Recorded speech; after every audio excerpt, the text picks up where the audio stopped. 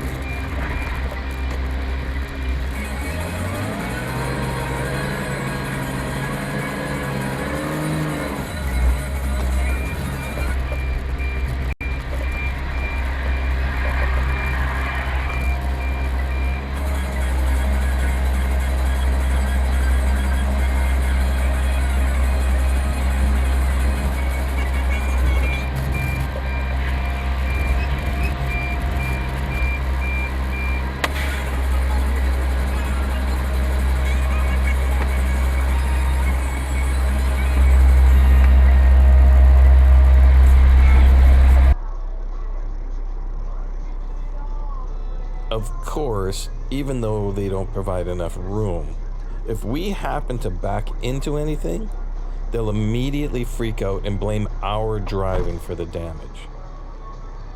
Let me know what you think in the comments.